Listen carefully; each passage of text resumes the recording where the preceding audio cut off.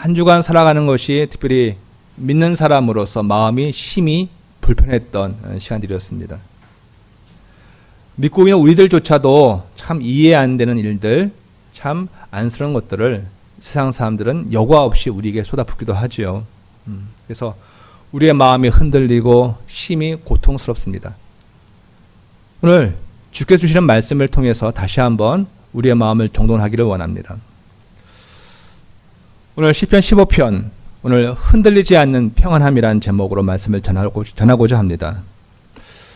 오늘 읽은 성경 말씀의 논지는 이렇습니다. 시편 15편의 논지는 이렇습니다. 1절에서 질문을 합니다. 내용조는 같은 것인데 다르게 두 번 질문을 합니다. 그러니까 이것은 강조가 되겠죠. 같은 거를 이렇게 한번 저렇게 한번 돌려서 이야기를 질문을 합니다. 여호와 하나님께 하는 질문입니다. 그 내용이 이런 것이죠. 주의 장막에 머무를 자 누구입니까? 또 주의 거룩한 산 성산에 사는 자는 누구인가요? 라고 이렇게 질문을 합니다. 질문을 했으면 질문을 받은 자는 답을 해야 합니다. 답이 있어야 하지 않겠습니까? 그래서 오늘 1절은 질문이고 2절부터 5절 전체, 나머지 전체는 그 질문에 대한 답입니다. 그러니까 이런 자가 주의 장막에 머무르고 이런 자가 주의 성산에 사는 자다라고 하는 답이 바로 나머지 부분에 해당되어집니다. 그런데 좀 특이한 게 있습니다. 분명 시인이, 오늘 시인이 다윗이거든요. 시인 다윗이 하나님께 질문했으면 하나님께서 그 질문을 들으시고는 답을 해주셔야 되는 게 일반적인 대화의 그런 포맷 아닙니까? 다른 사람이 답을 하면 안 되고 내가 질문했으면 질문을 받은 사람이 그것에 대한 답을 해야 합니다. 자, 그런데 우리가 그런 생각을 할 때가 좀 있습니다. 살다 보면 어려운 문제를 만나죠. 하나님께 기도합니다. 왜 이럴까요? 왜 이런 상황이 우리에게 왔을까요? 오늘 이 코로나 상황 속에서 우리가 하나님께 질문하지 않습니까? 그냥 무조건 당하는 것이 아니라 하나님, 이 코로나를 통해서 우리가 주께로부터 깨달아야 할 것이고 또 얻어야 할 것은 무엇입니까? 라고 주 앞에 기도하게 되어집니다. 무엇이 주님의 뜻입니까? 라고 묻게 되어지죠.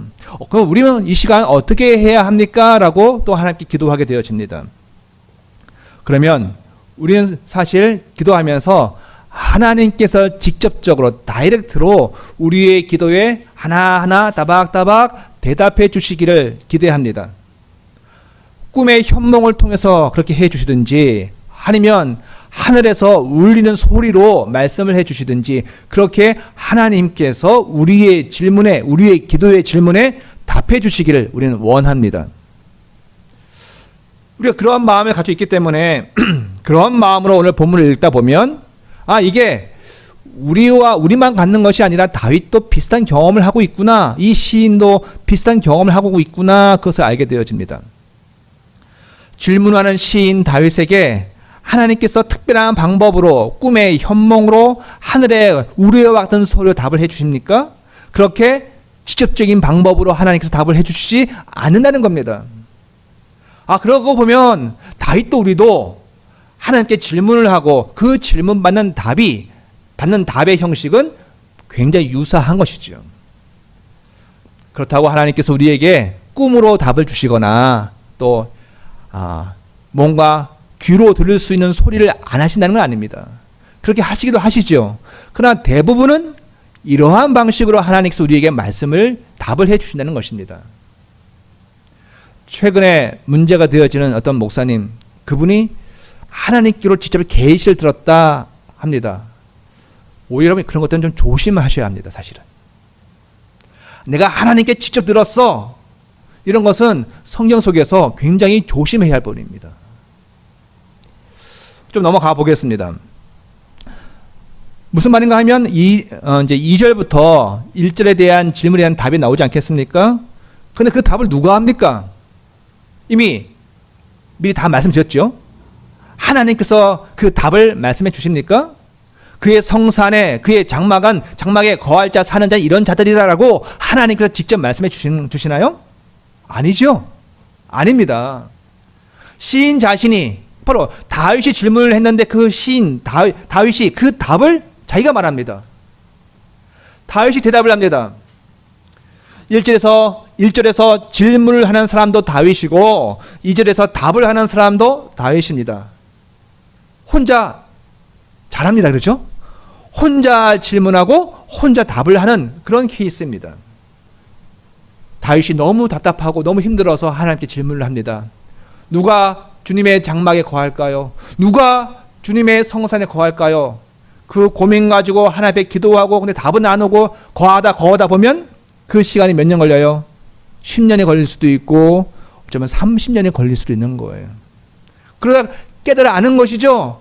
하나님을 체험하고 경험하고 살다 보니까 그것을 자기가 몸소 경험하게 되어지는 겁니다. 여러분, 세상에서 인생으로 살 때에도 우리가 비슷한 경험을 하지 않습니까? 우리보다 먼저 사신 분들을 볼 때 왜 저렇게 행동하실까? 왜 저렇게 살까? 이렇게 질문을 합니다. 저는 어릴 적에 노인분들이 또 할머니들이 전철이나 버스에 먼저 앉으려고 막 이렇게 달려가시는 거 보면 잘 이해가 안 됐었어요. 왜 저러실까? 심지어는 전철에 그때는 창문이 열려 있었는데 창문으로 가방을 던져놓고는 안에 들어가서 앉으시는 분도 있더라고요. 도무지 이해가 안 됐습니다. 그런데 그 나이가 되어지고 그 시간이 되어지니까 이해는 되더라고요. 무릎이 너무 안 좋은 거예요. 그렇죠? 서 있기가 너무 힘든 거예요. 나는 저러야지, 저렇게 하지 말아야지 라고 다짐을 했고 마음속에 욕도 했지만 그러나 시간이 가보면 그게 이해는 되더라고요. 왜 엄마들이 저렇게 억척스러울까? 엄마들이 저렇게 애 키우는지 저렇게 억척스러울까? 그때는 모르고 이해가 되지 않습니다. 그런데 나이가 지나가 보면 그렇게 하지 않고서는 아이들을 키울 수가 없는 그 모습이 이해가 되어지는 거 아니겠습니까? 마찬가지로 신앙도 경륜이 차고 또 소위 때가 차가게 되어지면 그 질문의 답을 스스로 알게 되어집니다. 분명 이해되지 않았습니다. 궁금해서 하나님께 질문도 했습니다. 또 이 시인과 같이 그렇게 했었습니다. 그러나 시간이 지나고 어려움도 겪고 단련을 받는 그 과정 속에서 신앙을 포기하지 않고 그 질문을 꾹 계속 가지고 애써보고 살아보고 넘어지고 실수하고 그러면서 또 가다 보면 하나님이 어떠한 분이시고 자기가 질문한 것에 대한 답이 무엇인지를 스스로 체득하게 되어집니다. 신앙도 마찬가지입니다. 신앙도 질문이 있어야 답을 찾을 수가 있습니다. 요즘 코로나 사태와 관련하여서 교회와 성도들이 심적인 어려움을 겪고 있습니다. 세상 사람들이 욕하는 소리를 자꾸 듣다 보니까 스스로 참 자괴감도 느끼고 힘이 듭니다. 여러분, 이럴 때도 우린 질문을 해야 합니다. 하나님은 선하십니다. 그분에게는 오류가 없으십니다는 걸 믿고 하나님께 질문해야 합니다. 하나님, 이 사태와 이 문제는 도대체 우리에게 무엇을 원하시는 것인가요? 라고 질문을 해야 합니다. 그리고 그 질문을 가지고 또다시 믿음으로 살다 보면, 신앙으로 살다 보면 어느 순간 때가 되어졌을 그때에 그 질문에 대한 답을 스스로가 알게 되어지는 것이죠. 진리의 말씀이 되어지는 것이죠. 어쨌든 오늘 시인 다윗은 하나님께 질문을 합니다. 주의 장막에 머무를 자 누구이오며 주의 성산에 사는 자가 누구입니까? 그렇게 질문을 합니다. 여러분, 오늘날에는 주의 장막, 주의 성산 이런 게 없어요, 사실은. 그러니까는 주의 장막에 머무를 자, 주의 성산에 사는 자를 오늘에 맞추어서 제대로 이해를 해야 이 말씀을 나의 말씀으로 삼을 수가 있겠죠. 여러분, 장막이든 성산이든 이게 영적인 겁니까? 이 땅의 겁니까? 장막, 텐트고 성산, 산은 이 땅의 산입니다. 어쨌든 다 이 땅의 것들이에요. 이 땅의 것이지만 주의 장막, 주의 성산이니까 주님께, 하나님께 속한 텐트, 하나님께 속한 장막, 그리고 하나님이 특별히 소유하신 거룩한 산이라는 뜻입니다. 이렇게 이야기하면 됩니다. 어디 가면 거기는 성산이고 어디 가면 주의 장막이다 하는 것이 아니라 세상에 속해 있지만 그러나 세상의 영향을 안 받고 하나님, 주님의 통치가 있는 영역이 바로 주의 장막, 주의 텐트이고 주의 성산이라고 생각하면 딱 좋을 듯합니다. 그러니 이것은요, 이 말씀은 우리가 죽어서 천국 가야지, 죽어서 가는 천국을 이야기하는 것이 아니라 거기에 누가 들어갑니까? 이렇게 얘기하는 것보다도, 그것보다도 이 땅에서 하나님과 교제하는 방법, 누가 이 땅에서도 여전히 하나님과 교제합니까? 누가 이 땅에서 하나님의 통치를 받으며 살아갑니까? 수많은 말들과 어려움 속에 있지만 하나님 주시는 능력과 힘으로 살 자가 누구입니까? 그분의 은혜를 누리는 것이 누구입니까? 이렇게 이해하는 것이 더 합당한 성경 읽기라 여겨지는 거죠. 이렇게 말하면 될 것 같습니다. 하나님, 어떻게 하면 우리의 심령이 메마르지 아니하고 영원한 생수와 생수를 주시는 주 하나님과 교제할 수 있을까요? 어떻게 하면 교회와 성도들이 비난받는 이 상황 속에서도 교회와 성도들이 하나님을 늘 체험하고 자신을 다시 새롭게 하고 회개하고 교제하고 그분과의 사귐을 가질 수 있을까요? 이렇게 성경을 읽으면 될 듯합니다. 그렇지 않고서는 우리도 이런 하나님의 교제와 도우심과 부어주시는 은혜가 없으면 우리의 심령이 다 갈기갈기 찢겨져서 흔적도 안 남을 가능성이 아주 농후한 그런 시대를 살아가고 있습니다. 자, 그런 질문에 대한 영적인 성숙을 경험한 지금 이 시점에 다윗이 답을 합니다. 다윗이 수많은 시간과 경험과 그 체험 속에서 자기가 예전에 했던 그 질문에 대한 답을 얘기하는 거예요, 스스로가. 여러분, 이 은혜가 우리에게 있기를 원합니다. 우리가 하나님 앞에 신앙이 무엇인가요? 인생이 무엇인가요? 가장 아름다운 삶은 무엇인가요? 라고 주 앞에 질문했다가 그것을 고민하고 늘 질문거리로 삼고 살아왔다가 어느 날 하나님이 주신 그것을 체험하고는 맞아, 이것이 인생이고 이것이 믿는 자이고 이것이 신앙이고 이것이 교회야라고 우리가 답을 할 수 있으면 얼마나 힘이 있겠습니까?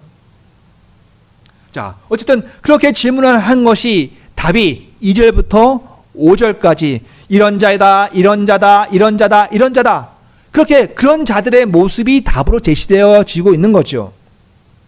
자, 그럼 내용으로 한번 들어가 보겠습니다. 누가 주의 장막 속에, 누가 주의 성산에 머무러 살 자가 누구입니까? 자, 2절에서 뭐라 그럽니까?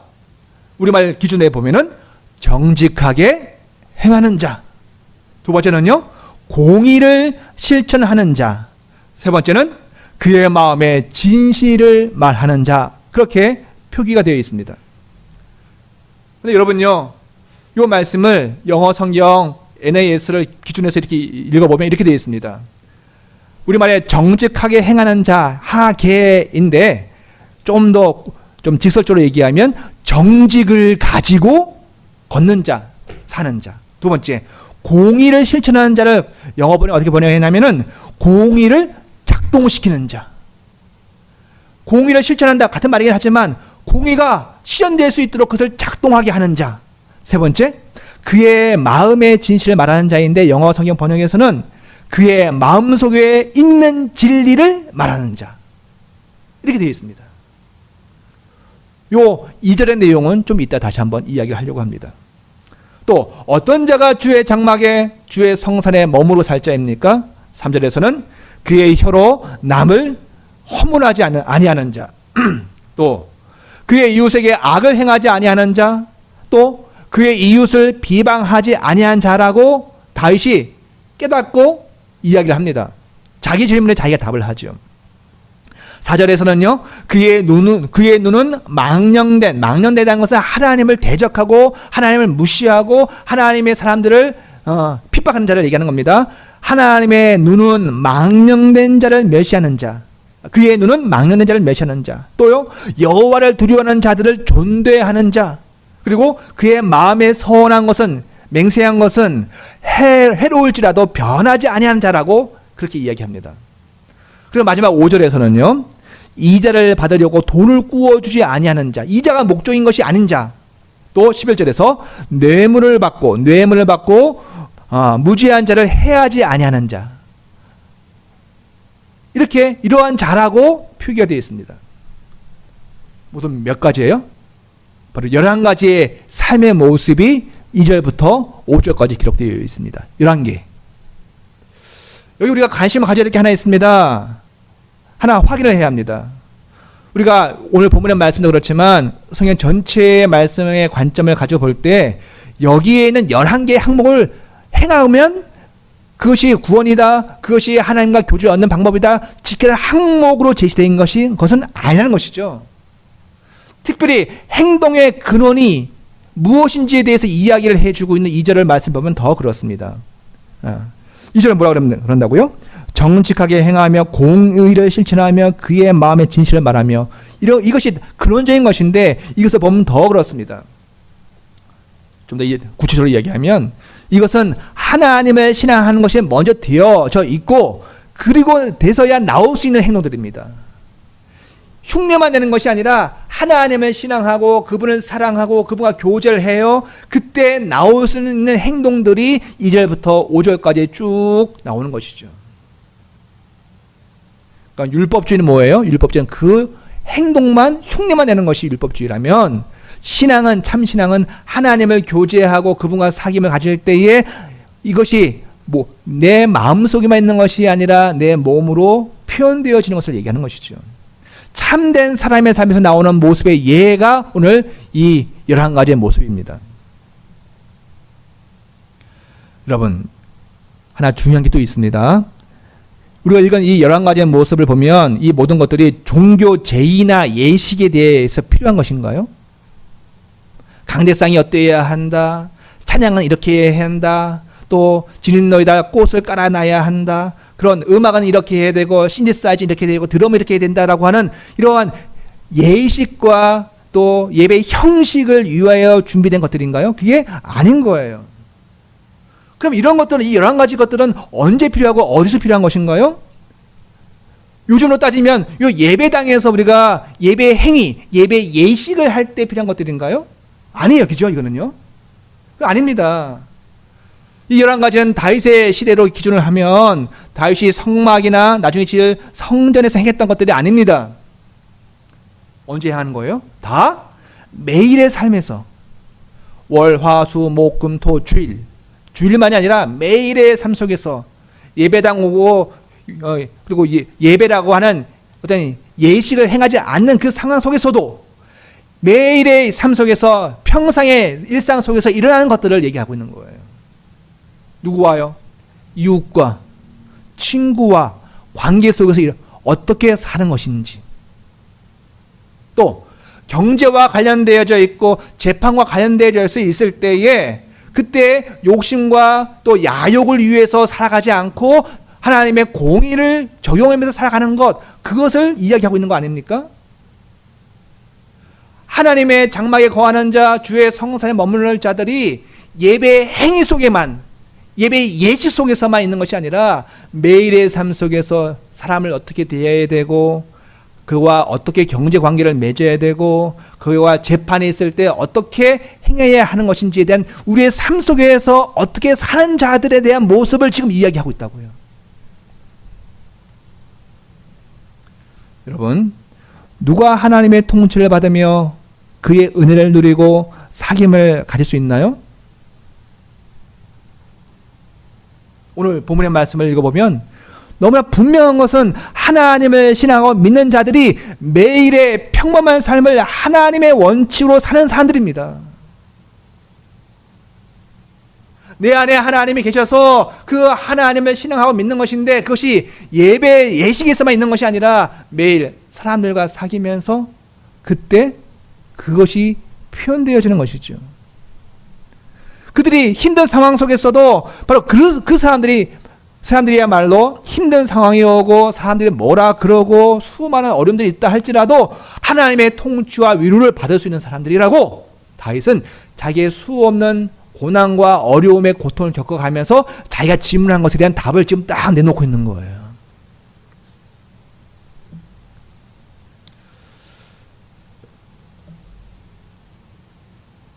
구약 성경 아모스라고 있습니다. 아모스. 거기 보면 이런 말씀이 있습니다. 아모스 5장 21절 이하의 말씀인데요. 내가 너희 절기를 미워하여, 여기 절기라는 것은 구약 제도 속에서는 안식일과 수많은 유월절과 초막절과 같은 그러한 종교적 제도를, 제2의 절기들을 얘기하는 겁니다. 내가 너희 절기를, 하나님께 예배하려고 했던 그런 절기들이에요. 내가 너희 절기를 미워하신대요. 멸시하신대요. 내가 너희 성회는 오늘 주일도 우리로 따지면 주일에 모여있는 이것을 말합니다. 성회를 기뻐하지 아니하신대요. 세상에나. 그리고 22절에 너희가 내게 번제나 소제를 드릴지라도 내가 받지 아니하신대요. 우리는 오늘 소를 바치지는 않죠. 헌금하고 주 앞에 이것저것 드립니다. 그러나 그걸 안 받으신대요, 하나님이. 내가 너희의 살찐 희생의 화목제로 내가 돌아보지 아니하. 내가 정냄에 떨어졌다고 주님 말씀하십니다. 그리고 하신 말씀이 내 노랫소리를 내 앞에서 그칠지어다. 이 노랫소리는 뭐예요? 찬양입니다. 노래로 하는 찬양. 그 찬양을 내 앞에 멈춰라. 내가 안 듣겠다는 거 하나님이. 내 비파 소리로, 너 악기 소리로 내가 이제 듣지 않겠다라고 얘기합니다. 그리고 하시는 말씀이 24절에서 오직 정의를 물같이 공의를 마르지 않은 강같이 흐르게 할지어다.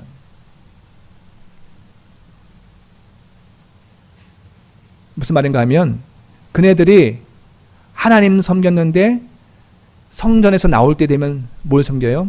물질을 섬기고 탐욕을 섬긴 거였었어요. 고리대금을 해가지고 사람들을 완전히 털어서 착복을 하진 않나.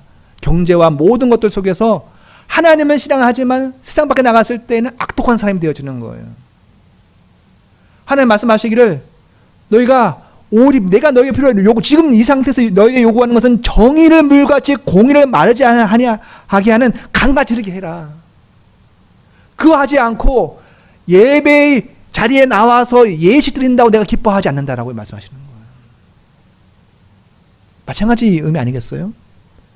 주님이 오늘 우리에게 신앙이라고 얘기할 때에는 우리가 함께 모여 예배하는 건 굉장히 중요한 거긴 하지만 그것이 거기서 멈추는 것이 아니라 삶 속에서 우리의 삶이 적용되어져야 되는 거예요. 신앙도 마찬가지입니다. 지혜로운 서기관이 예수님께 옵니다. 그러니까 묻죠. 예수님, 참 지혜로우신데 율법의 가장 큰 핵심이 무엇입니까? 라고 예수님께 묻습니다. 그때 예수님 뭐라고 그러세요? 두 가지다. 하나는 하나님을 사랑하라. 두 번째는 이웃을 사랑하라. 이 두 가지를 얘기하십니다.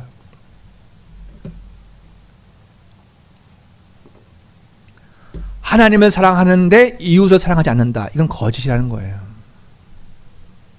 믿음이 먼저냐 행위가 먼저냐 수많은 이슈들이 있긴 하지만 여러분 하나님을 사랑하는데 믿음이 있는데 형제와 사람들을 사랑하지 않을 수가 없다는 거예요.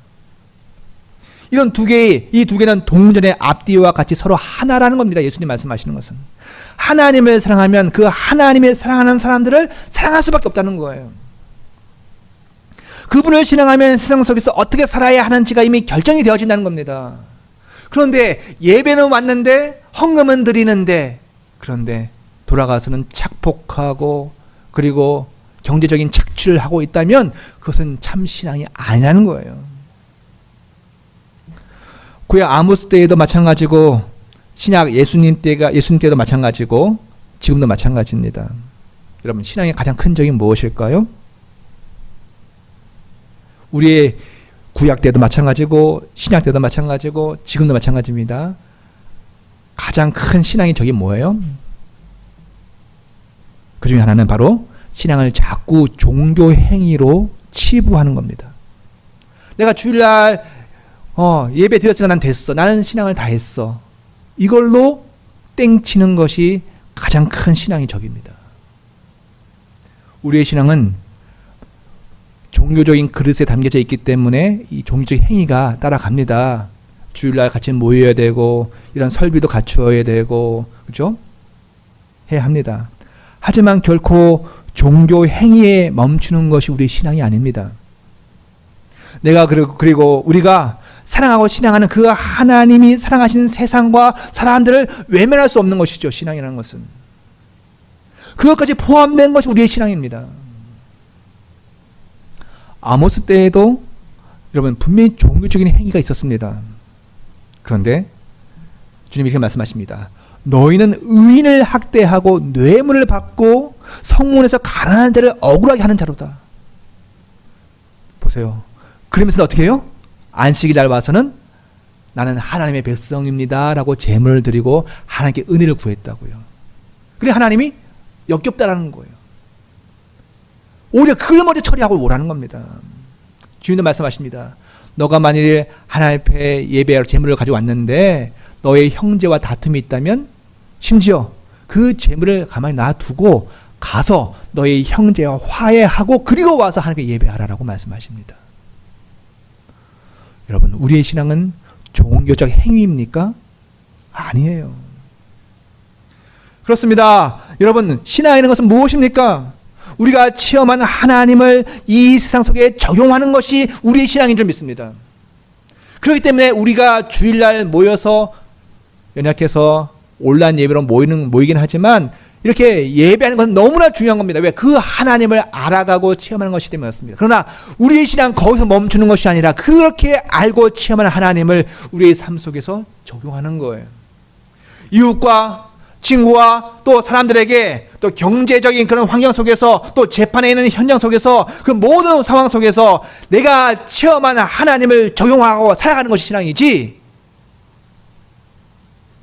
예배의 예식 속에만 참여하는 것이 신앙이 아닌 줄 믿습니다.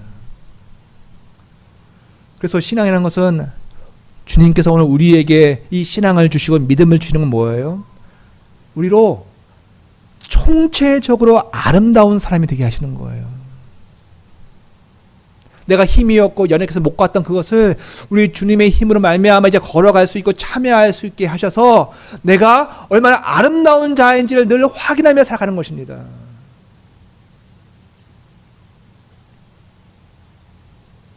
오늘 본문에서도 그런 원리가 2절에 다 농축이 되어 있습니다. 그리고 나머지 3절부터는 그것을 일상의 현실의 삶 속에서 풀어낸 것이죠. 그래서 다시 말해서 이런 겁니다. 오직 유일한 여러분 정직한데 사람이 정직한가요? 사람은 정직하지가 않아요. 부분적으로 정직할 뿐이지 총체적으로 정직하지 않습니다. 그래서 유일한 정직이 되시는 것이 누구예요? 역시 하나님이십니다. 그래서 그 하나님과 함께 걸어가는 것이 정직이 되시는 하나님과 걸어가는 것이 우리의 신앙이에요. 또 하나님의 마음이며 하나님께서 이 세상을 운영하시는 것이 바로 공의입니다. 공의. 누구한테는 잘 되고 누구한테는 무조건 피해받는 것이 아니라 모든 사람들이 나누어 쓰고 아껴 쓰고 해서 같이 잘 살게 하시는 것이 하나님의 공의의 마음이에요. 그런데 신앙은 무엇이에요? 그 공의를 이 땅에 작용하고 그것이 움직일 수 있도록 하며 살아가는 것이 우리의 신앙이에요. 아까 말씀드렸잖아요. 영어 번역에서는 그 공의를 작동하게 하는 것, 그런 자가 하나님의 장막과 그의 성산에 머무르고 참여한 자라고 말씀합니다. 그리고요, 무엇보다 부디 우리가 말하는 진리가 이제 어디서부터 나와야 합니까? 세상 사람들이 알고 하든 모르고 하든 이야기하는 것들 속에서 우리가 들어야 할 것이 있습니다. 왜 세상 사람들은 유독 교회를 향하여 신앙인들을 향하여 매몰차게 지금 이야기하고 있을까요? 코로나 사건은 그것에 불을 지핀 것뿐이지 원래 그 정서는 아주 깔려 있었습니다. 왜 그럴까요? 믿는 사람들이 진리를 얘기해요. 옳은 걸 얘기해요. 그런데 그게 어디서 나왔어요? 머리에서 나온 거예요. 머리에서 나오니까는 자기는 그 삶을 안 살아요. 성경을 읽었는데 설교를 들었는데 그것이 머리에 있다가 다른 사람들 얘기합니다. 세상은 이런 거야 저런 거야. 머릿속에서 이야기한 걸 나옵니다. 자기도 못 살아요. 세상 사람들은 어떻게 얘기할까요? 이중인격이라고 얘기하겠죠. 자기도 못 살고 그런데 말만 많이 한다라고 얘기하는 겁니다. 오늘 말씀을 보십시오. 그 진리가 어디서 나와야 됩니까? 머릿속에 나오는 것이 아니에요. 머릿속에 나와서 입으로 곧장 가는 진리는 그것이 말은 맞는 말이라 할지라도 세상 속에 역사가 없어요. 그냥 썩어지는 겁니다. 여러분, 진리는 어디서 나와야 될까요? 다시 2절 말씀 읽어보겠습니다. 시작. 정직하게 행하며 공의를 실천하며 시작. 그의 마음의 진실을 말하며. 우리말은 마음의 진실을 말하며 되어 있지만 원문적인 표현은 마음에서 나오는 진리를 말하는 거예요.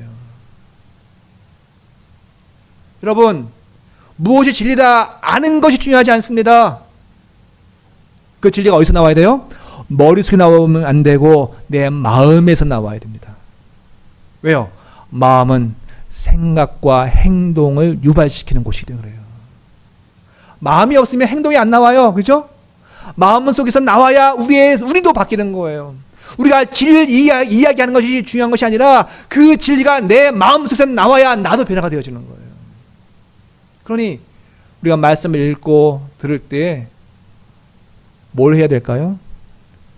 마음속에 좀 담아보려고 숙성을 시켜야 돼요. 내가 알았다. 저 본문 이런 거야 라고 아는 게 중요한 게 아니고 그 말씀을 내 마음에 잘 안 들어가거든요. 마음이 잘 안 받아들여요.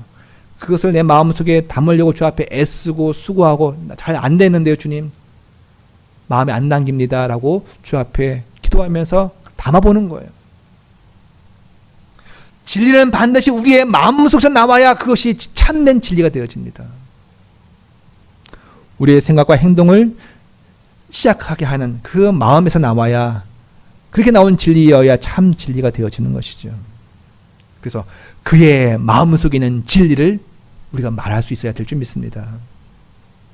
여러분, 그래서 바울이 항상 이런 고민을 해요. 그가 하나님께 질문하고 이 마음의 문제에 대하여 주 앞에 기도한 다음에 받은 것이 로마서의 말씀이었습니다. 너희는 이 세대를 본받지 말고 왜요? 오직 마음을 새롭게 함으로 옛날 마음 가지고서는 이 옛날 마음을 가지고서는 진리를 담을 수가 없어요, 여러분. 너는 이 세대를 본받지 말고 오직 마음을 새롭게 함으로 변화를 받아. 여러분, 무엇이 참된 변화예요? 마음이 바뀌는 게 변화입니다. 마음을 새롭게 함으로 변화를 받아 하나님의 선하시고 기뻐하시고 온전한 뜻이 무엇인지 분별하도록 하라. 그 마음으로 바뀌어야 되는 거예요. 마음에서 나온 진리를 말하며 살기 위해서는 마음이 바뀌어야 합니다. 하나님을 믿고 사랑하는 사람들은 이것을 기도라고 이야기하기도 합니다. 결국 따져보면 기도는 이겁니다. 기도라는 것은 오직 예수 안에서 우리의 마음과 생각을 지키시려는 하나님으로 그 하나님 좀 일하게 해주세요 하게 하는 게 기도예요. 저를 보세요. 우리가 기도합니다. 기도는 가장 큰 것은 뭐예요? 하나님이 내 마음과 생각을 예수님으로 말미암아 내 마음과 생각을 변화시키게 하시는 것이 바로 기도예요. 이것이 일어나지 않고선 진리는 내 마음속에 들어올 수가 없어요. 이제 말씀을 맺으려고 합니다. 주님, 여러분, 누가 주의 장막에 머무를 자일까요? 누가 주의 성산에 사는 자일까요? 누가 오늘 주님의 통치를 받고 주님의 위로를 받고 주님의 보호를 받고 주님의 주신 능력과 힘을 가지고 살아갈 수 있을까요? 이 어지러운 세상 속에서 말입니다.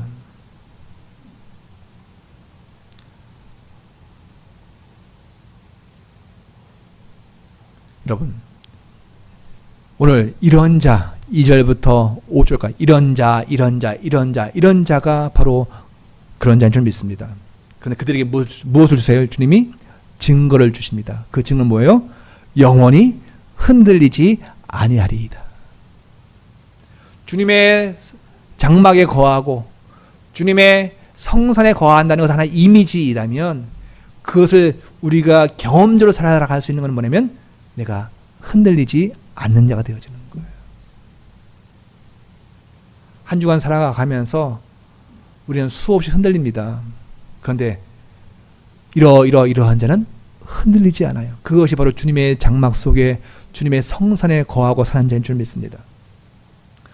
우리 모두가 우리 하나님의 우리 예수 그리스도의 도우심을 말미암아 이런 자 되어지기를 원합니다. 흔들리지 않는 자, 특별히 악하고 모진 말들에도 불구하고 흔들리지 않고 우리가 가야 할 길들을 포기하지 않고 또 열심히 가는 우리 모두가 되어지기를 우리 주 예수 그리스도의 이름으로 축원드립니다. 기도하시겠습니다.